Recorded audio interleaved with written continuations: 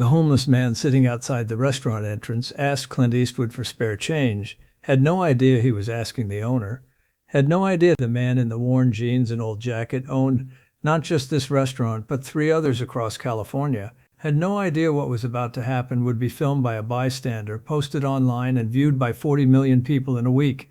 Clint could have walked past. Most people did. Could have given $1 and moved on. That's what the man expected. Could have told them to leave. Property owners have that right. That's what some business owners would have done. What Clint did instead was so unexpected, so completely different from what anyone anticipated, that it didn't just help one homeless man. It started a movement, changed restaurant policy across the state, and reminded millions of people that every person has a story worth hearing. This is what happened outside that restaurant.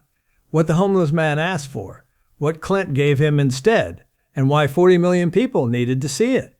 To understand why Clint was outside his own restaurant, dressed like he didn't own it, you need to understand his philosophy about business. Clint Eastwood owned 4 restaurants in California. Not chains, not franchises, individual establishments, each with its own character, each serving quality food at reasonable prices. He'd invested in them over the years, not to become a restaurateur, but because he believed in the owners, the concepts, the communities they served. But ownership didn't mean he sat in an office counting money. It meant he showed up, unannounced, dressed casually, looking like any other customer. He'd eat at his own restaurants without telling staff who he was. Would observe, listen, see how customers were treated, how food was prepared, whether the values he'd invested in were being maintained. On this particular Tuesday afternoon, Clint had driven to one of his Carmel restaurants, a place called the Hog's Breath Inn, a restaurant he'd owned for decades. He'd parked a block away, walked toward the entrance, wearing old jeans, a faded work jacket, scuffed boots, looking like a regular guy in his 90s who might struggle to afford the meal. That's when he saw him. A man sitting on the sidewalk just outside the restaurant entrance. 50-something, weathered face, worn clothes, a cardboard sign that read, "Homeless, hungry, anything helps, God bless," a paper cup in front of him with a few coins. Clint had seen him there before on previous visits. The same spot, the same sign, the same quiet dignity, despite obvious desperation. Staff had told the man to move several times. He always did, but he'd come back because the restaurant was in a busy area, because people with money to eat out sometimes had money to spare. Most diners walked past without looking. Some dropped coins in the cup without breaking stride. A few muttered complaints about homeless people ruining the area. Very few stopped. Very few saw him as a person rather than a problem. Clint stopped. The man looked up, made eye contact, and what he said was simple. "Sir, could you spare some change?" The man's voice was quiet, respectful, not demanding. Just asking, the way someone asks when they've been rejected 100 times but haven't quite given up hope. "What's your name?" Clint asked. The man blinked. People didn't usually ask that. They gave or didn't give. They lectured or ignored. They didn't ask names. "Robert," the man said, "Robert Miller." "I'm Clint," Clint said, and extended his weathered hand. Robert hesitated, then shook it. His hand was rough, calloused, the hand of someone who'd worked hard in life before circumstances changed. The handshake was firm, dignified. Despite his situation, Robert hadn't lost that. "Have you eaten today, Robert?" Another blink, another question people didn't usually ask. "Not yet, sir. That's what the money's for, to get some food." Clint nodded, looked at the restaurant entrance, looked back at Robert. "Instead of giving you money for food," Clint said, "how about I buy you food directly? There's a restaurant right here, My Treat. You can order whatever you want." Robert's expression changed. Confusion, suspicion, gratitude, all mixed together. "You'd do that? Take me inside?" "Most places don't want people like me inside." "This place will," Clint said. "Trust me." What Robert didn't know, what would become clear soon, was that Clint could guarantee it because he owned the place. But he didn't say that. Not yet. He just opened the door and gestured for Robert to enter. A young hostess looked up, saw Clint, smiled in recognition. She knew who he was, even if Robert didn't. Then she saw Robert. The smile faltered. Homeless man, worn clothes. The smell of someone living on streets. Table for two, Clint said calmly. The hostess hesitated, looked uncertain, glanced toward the manager's office. Is there a problem? Clint's voice was quiet but carried weight. No, sir, of course not. Right this way. She led them to a table. Not in the back, not hidden, but in the middle of the dining room, where everyone could see, where Robert's presence would be noticed, where this act of inclusion would be visible. Other diners watched, some with curiosity, some with judgment, some with something like recognition. Maybe they'd been in difficult places themselves and remembered what it felt like to be seen as less than human. A waitress came to take their order, and Robert did something Clint didn't expect. Robert picked up the menu, looked at the prices, looked at Clint. Sir, this is very kind, but I don't want to take advantage. I'll just have soup and bread. That's plenty. The cheapest items on the menu? Even when offered a full meal, Robert was trying to minimize the burden, trying to take as little as possible, trying to maintain dignity by not appearing greedy. Robert, Clint said gently, when was the last time you had a real meal? Not soup, not bread. A real meal. Robert's eyes got wet.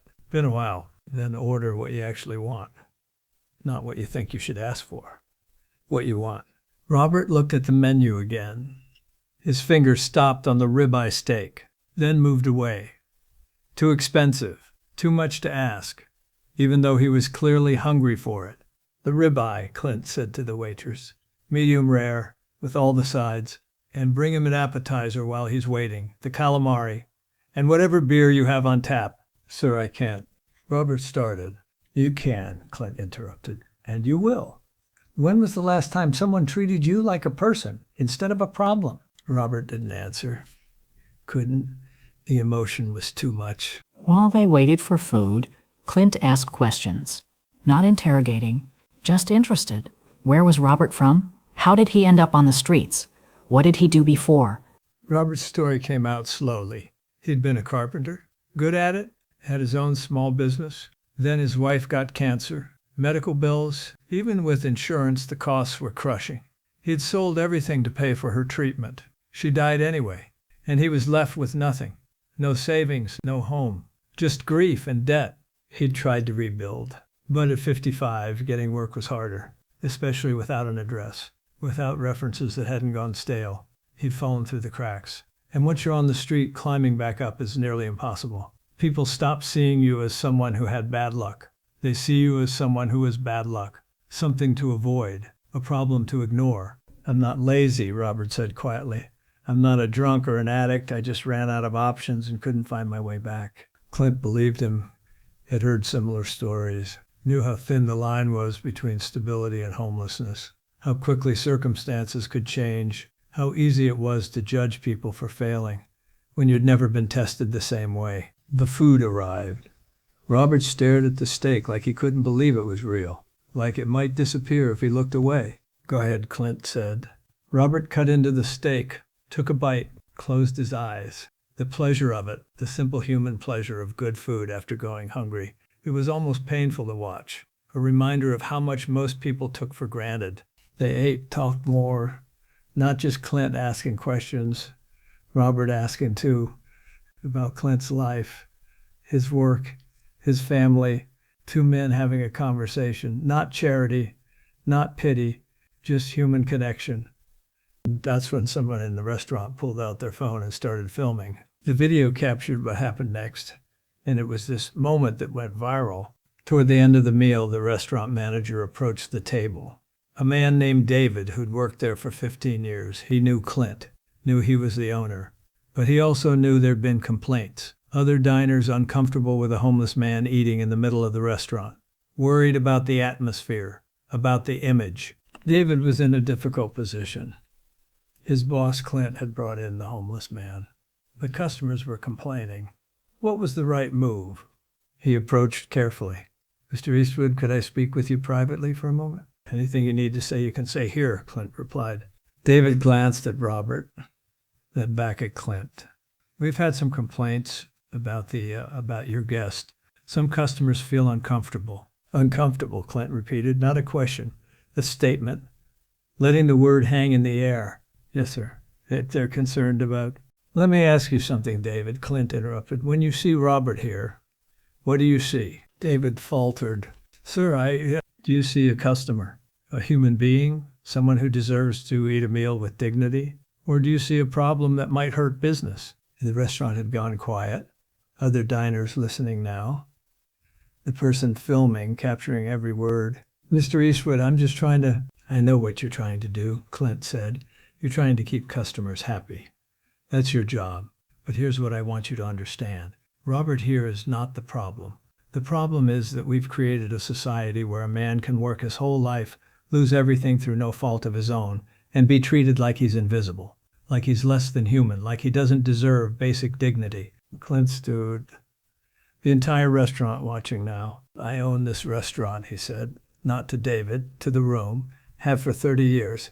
And I didn't build it so we could serve only people who make others comfortable. I built it to serve good food to anyone who walks through that door. Rich, poor, young, old, housed, or homeless. If they're willing to be respectful, they're welcome here. He looked at Robert. This man was respectful. He didn't demand anything. He asked politely for help. And when offered more than he asked for, he tried to minimize what he'd take. That's more courtesy than I see from some people who drive expensive cars and leave terrible tips. Clint turned back to David. If any customer has a problem with Robert being here, you tell them they're welcome to leave. And you tell them why. Because in my restaurant, we judge people by their character, not their circumstances. And if they can't handle that, they can eat somewhere else. The silence was profound. Then someone started clapping, slowly at first. Then others joined. Within seconds, most of the restaurant was applauding. Not everyone, but most. And the ones who weren't clapping, they were leaving, quietly, ashamed. Robert sat there with tears running down his face. Not from humiliation, from being defended, from being valued, from being seen as human. The video captured it all. Clint's speech, the applause, Robert's tears, the dignity of the moment. And when it was posted online with the caption, "Clint Eastwood stands up for homeless man in his own restaurant," it exploded. Within 24 hours, the video had 10 million views. Within a week, 40 million. The video went viral, not just because Clint Eastwood was in it, but because it touched something raw in people. A recognition that they'd walked past homeless people without seeing them, that they'd judged people by appearance, that they'd participated in a society that treats visible poverty as a character flaw rather than a circumstance. The comments were revealing. Thousands of people sharing their own stories. Times they'd been homeless, times they'd been judged, times they'd judged others and later regretted it. The video became more than entertainment. It became a mirror. But Clint didn't stop with one meal. After the video went viral, he announced a policy change for all 4 of his restaurants. 1 free meal per day for anyone who asked. No questions, no judgment, no means testing. Just food, served with dignity, at a table, like any other customer. Other restaurant owners called him crazy, said he'd be overrun, said homeless people would abuse it, said it would drive away paying customers. None of that happened. What happened instead was that a few homeless people came each day. They ate. They were respectful. They didn't abuse it. And paying customers didn't leave. In fact, business increased. People wanted to support restaurants that treated all people with dignity. The policy spread. Other restaurants in Carmel adopted it, then restaurants in other cities. Within 6 months, there was a movement. 1 meal dignity restaurants. Places that committed to serving 1 free meal daily to anyone who asked. But the biggest impact was on Robert.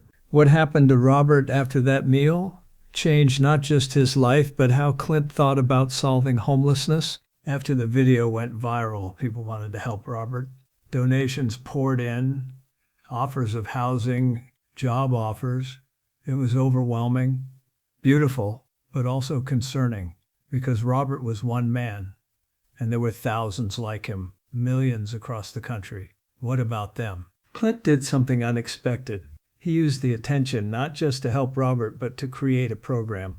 Worked with local organizations to establish a job, training and placement initiative specifically for homeless people, with work experience who'd fallen through the cracks. Robert became the first person in the program. He got housing, got help updating his carpentry skills, got references from Clint. Within 2 months, he was working again. Not just surviving, living, contributing, valued. But Clint made sure Robert was involved in the program, made him a consultant, asked him what homeless people actually needed versus what well-meaning people assumed they needed. Robert's insights were invaluable. He knew the barriers, the catch-22s, the ways the system kept people trapped even when they were trying to escape. The program grew. Other businesses got involved, not just restaurants, construction companies, tech firms, retail stores, all willing to give people like Robert a second chance, all recognizing that homelessness didn't mean worthless, just meant unlucky. Within a year, the program had helped 200 people get off the streets and into stable housing and employment. Not a huge number in the scope of the problem, but 200 lives changed, 200 families affected, 200 people who'd been invisible now seen. Clint visited Robert at his new apartment 6 months after that viral meal. Robert had furniture now, pictures on the walls, a life rebuilding. He was working steady, had reconnected with his daughter, who he'd lost contact with during the homeless years, was even dating someone. "I can't thank you enough," Robert said. "You don't owe me thanks," Clint replied. "You earned everything you got. You were always worthy of dignity, of respect, of a chance. Society just forgot that for a while. I just reminded them." "It was more than that," Robert insisted. "You could have given me $5 and walked away. That's what I expected. That's what most people do. But you gave me something more valuable than money. You gave me my humanity back. You saw me when I'd become invisible." 3 years after the viral video, Clint sat down for an interview about it. The reporter asked him why he'd done it, what made him stop that day when so many others hadn't. "I've been lucky in life," Clint said, "lucky in ways I didn't earn. Born in the right country, right era, had opportunities that opened, made choices that worked out. Not all my own doing. A lot of it was circumstance. And I've always known that with slightly different circumstances, I could have been Robert, or anyone sitting on that street. But more than that," he continued, "I couldn't stand the invisibility. The way we as a society had decided that homeless people weren't people. They were problems, eyesores, statistics, but they're none of those things. They're human beings who had lives before they were homeless and will have lives after if we just give them a chance." The reporter asked about the business impact, whether the free meal policy had hurt profits. Clint smiled. "Profits are up. Turns out people want to support businesses that have values beyond just making money. Who knew?" But he got serious again. "Here's what I learned from Robert and from all the people the program has helped. Most homeless people don't want charity. They want opportunity. They want to work, to contribute, to matter. And when you give them that chance, when you treat them with dignity instead of pity, most of them take it and run with it." The viral video wasn't about me being generous, Clint said. It was about basic human decency, about refusing to accept that some people are disposable, about recognizing that every person has value regardless of their current circumstance. The video was still being shared, still inspiring, still challenging people to see the homeless people they passed every day, to recognize them, to remember they were human. Robert went on to become a public speaker, telling his story, advocating for homeless people, working with the program Clint had started, using his experience to help others escape the same trap he'd been caught in. The restaurant where it all happened, they put a plaque on the table, not making it a shrine, but a reminder. On this table, dignity was served. May it be served at every table. At 94, Clint Eastwood had done a lot in his life. Made movies, directed, won awards, built businesses. But the day he bought a homeless man a steak, the day he stood up for Robert's humanity in front of a dining room full of people, that might have been one of his most important moments, because it wasn't about money. It wasn't about generosity in the traditional sense. It was about recognition, about seeing someone who'd become invisible, about treating a person with dignity when the world had decided they didn't deserve it. 40 million people watched that video. But the real impact wasn't in the views, it was in the conversations it started, the policies it changed, the lives it touched, the reminder it gave that everyone, absolutely everyone, deserves to be seen, to be valued, to be treated with basic human dignity. A beggar asked Clint Eastwood for money outside his own restaurant. What he gave instead, a meal, respect, recognition, defense of his humanity that went viral. But more importantly, it spread, like ripples from a stone dropped in water, changing how people saw the homeless, how businesses treated them, how society valued them. Robert Miller wasn't just given a fish or taught to fish. He was reminded that he was a fisherman, that his circumstances didn't define his worth, that his past didn't limit his future, that he mattered. That's what went viral. Not charity, not generosity, but dignity, recognition, the simple, profound act of seeing someone as human when the world had decided they were invisible. And it started with one question outside a restaurant. Could you spare some change? The answer changed everything.